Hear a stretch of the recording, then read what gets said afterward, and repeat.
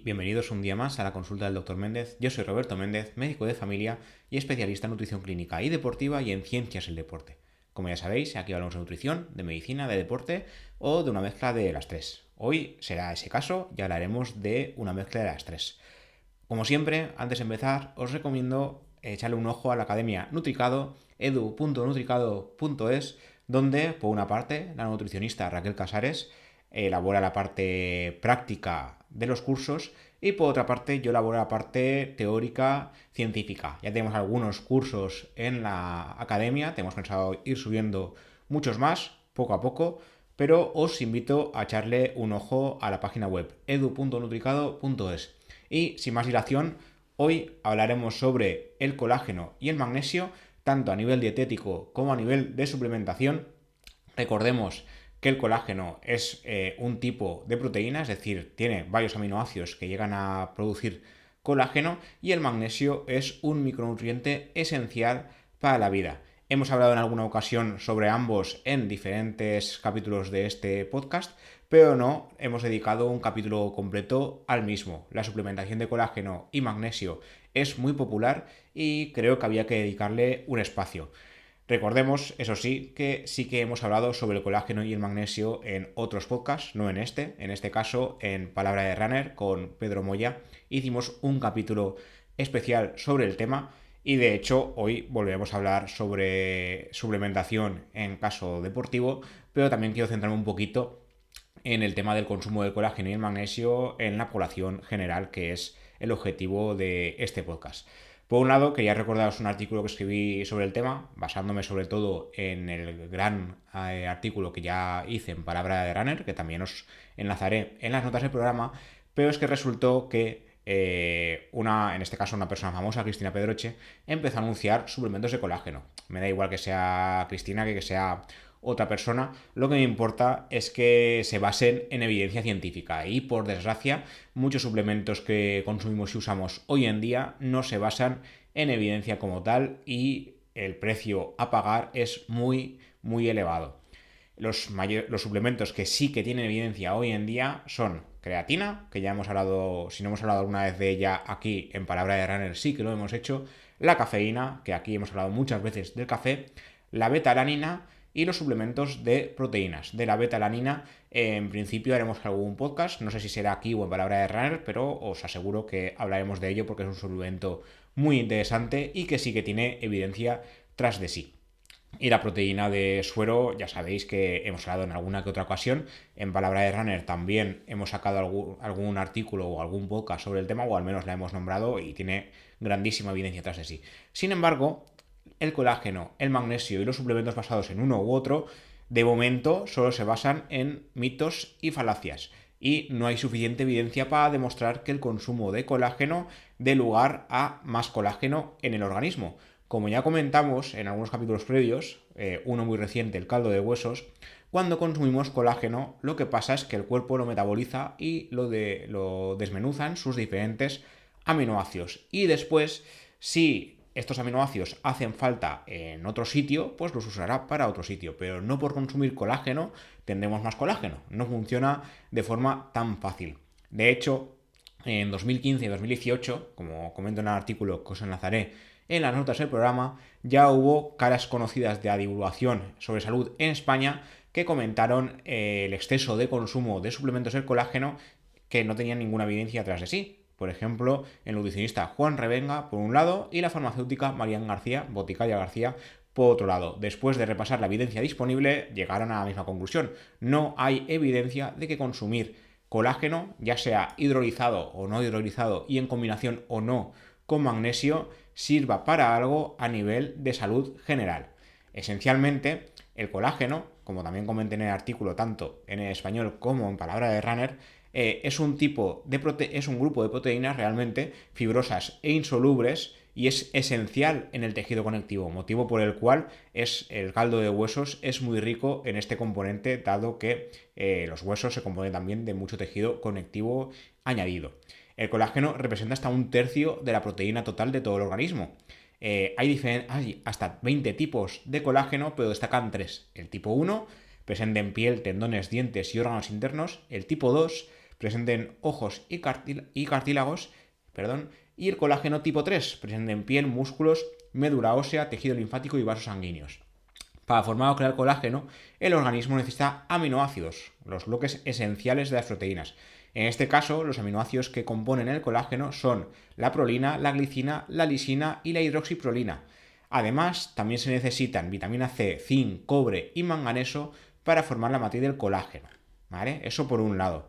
Por otro lado tenemos el magnesio, que es un mineral implicado en más de 300 reacciones químicas en todo el organismo, implicando la contracción muscular, la señalización de los nervios e incluso los latidos cardíacos, entre otros. 300. No nos daría el programa para analizar cada una de estas reacciones. Además, también es necesario para el funcionamiento de ciertas enzimas y se localiza también en huesos y músculos en su mayor parte, quedando el 20% del magnesio distribuido en otros tejidos. Tanto colágeno como magnesio comparten algunas características. Por ejemplo, en el tema del colágeno, en forma de suplementación se supone que tiene algunos beneficios que comentaremos aquí, pero ya sabéis, como os digo, insisto y repetiré, el colágeno consumido no tiene por qué dar lugar a más colágeno en el organismo. Sí que es verdad que disponer de esos aminoácidos aumentará la posibilidad de que podamos crear colágeno, pero ahí el organismo decide, no porque lo consumamos se usará para tal fin. En este caso se sabe que el colágeno mejora la salud y la apariencia de la piel, le da más elasticidad, mejor hidratación y reduce las arrugas. Hay una mejora en el dolor y la rigidez articular, en particular en casos de artritis y artrosis. Sí que existen fármacos que se basan en colágeno y magnesio a nivel farmacológico que sí que han demostrado en casos graves que sí que pueden mejorar el dolor de artritis y artrosis. Fármacos que no suplementos, ¿vale? Esto sí que está demostrado, pero en casos graves. Es decir, que una persona tenga un poco de dolor porque tiene cierto nivel de artrosis no significa que mejorará con estos suplementos porque solo se han demostrado beneficios en casos bastante avanzados. Cuidado con esto. También se ha relacionado el colágeno con una recuperación más rápida de las heridas porque ayuda a la cicatrización, aumento de masa muscular si se combina con un entrenamiento adecuado y mejoras en la densidad mineral ósea. Sin embargo, no todos los estudios sobre el consumo de colágeno están de acuerdo en estos beneficios y muchos de los trabajos sugieren que estos beneficios realmente son secundarios a la financiación de los trabajos. Muchos de estos trabajos están financiados por empresas que se dedican a vender suplementos. Así que cuidado con esto, porque no todos los estudios pueden llegar a una conclusión real, sino que puede ser ficticia. Por su parte, gran parte de los estudios que se han llevado a cabo respecto al colágeno se han hecho en animales y no en humanos. Así que cuidado también, porque ahí hay alguna laguna.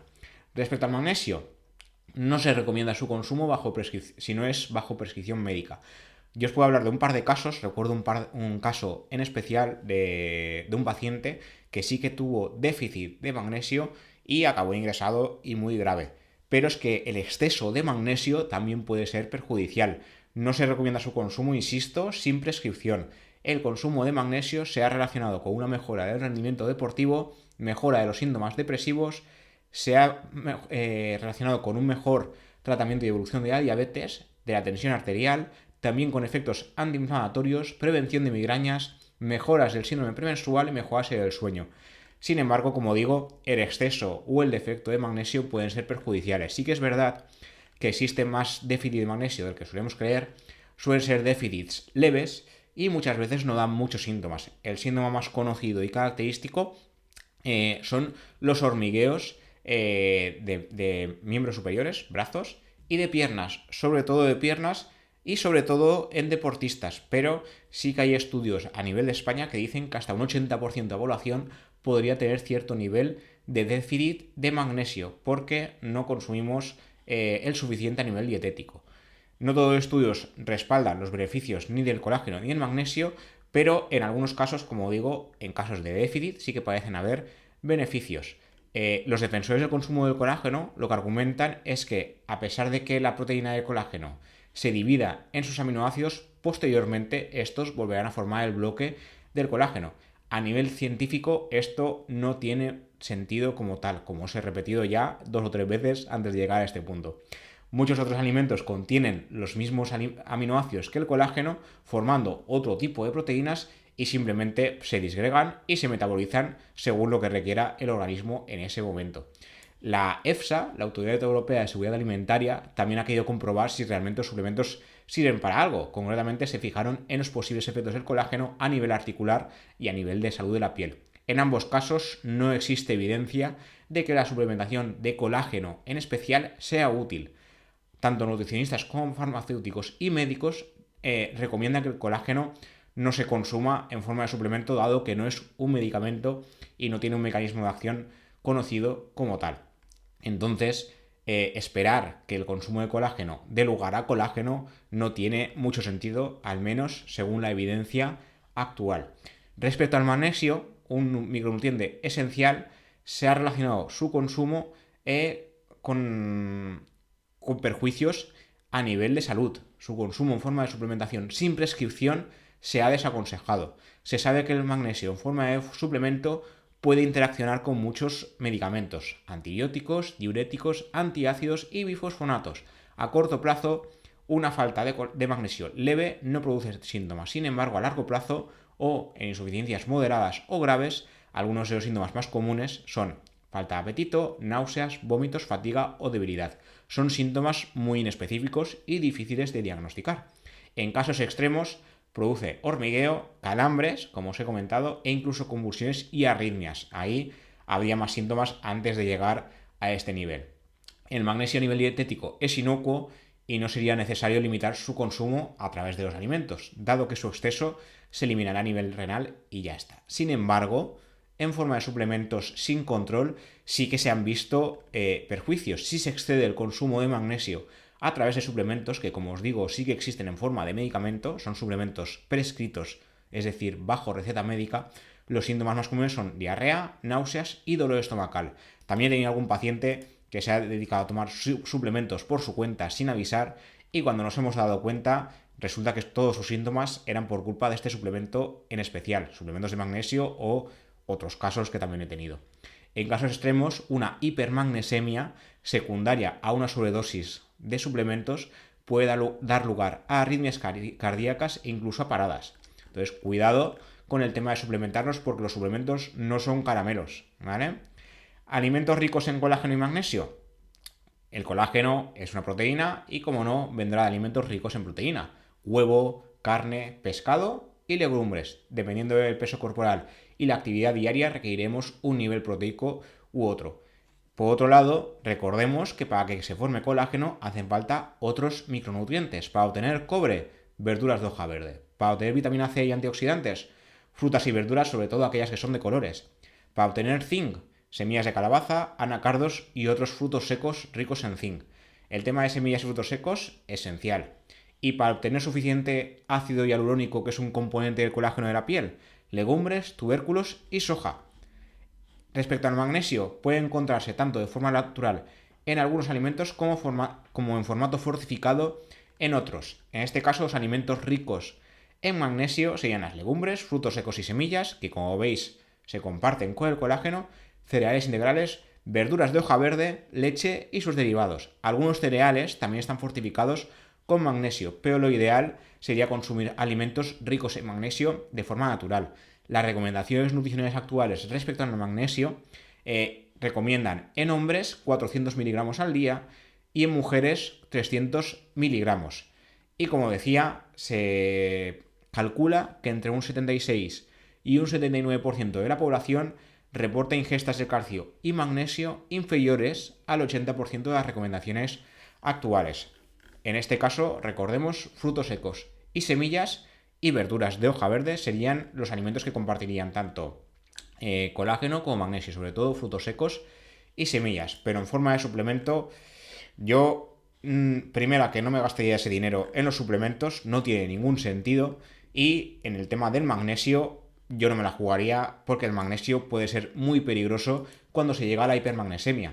Respecto al tema del potasio, que hemos hablado alguna vez, en el capítulo de más patata y menos sal, sí que recomendábamos que hay que aumentar el consumo de potasio porque no solemos llegar a las cantidades, pero no en forma de suplemento. El suplemento también puede ser perjudicial. la hipopotasemia o hiperpotasemia también se ha relacionado con un aumento de riesgo de arritmias cardiovasculares y de paradas cardíacas si se llegan a casos extremos, como en el caso de la hipermagnesemia. Si se consume de forma natural por la alimentación, lo normal es que no lleguemos. Lo normal, en el caso del potasio, es tener una hiperpotasemia leve, que se soluciona también con dieta y sin más. De esas vemos bastantes en consulta médica, atención primaria. Pero con el magnesio es más raro. De hecho, el magnesio no lo solemos pedir en analíticas de forma habitual. Deberíamos pedirlo más de lo que lo pedimos. Y el potasio sí que se suele pedir de forma más habitual porque se relaciona con la salud renal. En el caso del magnesio sí que se suele pedir más últimamente porque colabora en el metabolismo cálcico, que hemos hablado también en algún capítulo previo, pero se pide, la verdad es que bastante menos. Sobre todo en el tema de calambres, sí que habría que tenerlo en cuenta. Pero ahí ya vuestro médico de confianza lo tendrá en cuenta. No le pidáis que os pida el magnesio porque sí, porque no siempre se tiene que pedir, no siempre está indicado. Y nada, esto es todo lo que os quería contar por hoy. Os añadiré las notas del programa tanto del artículo que seguimos criticando que los famosos hagan publicidad de suplementos que no tienen evidencia. Y luego, por otro lado, el extenso artículo que publicamos en Palabra de Runner. También hicimos un podcast al respecto. Como siempre, gracias por escuchar, gracias por ver esto en YouTube, si lo seguís en YouTube. Y como siempre estamos en Spotify, iVoox, Apple Podcast, Google Podcast, Amazon Music o el sistema que utilicéis para escuchar el podcast, que ya llevamos 100 capítulos. Y nada, nos vemos y nos escuchamos en siguientes episodios. Hasta la próxima.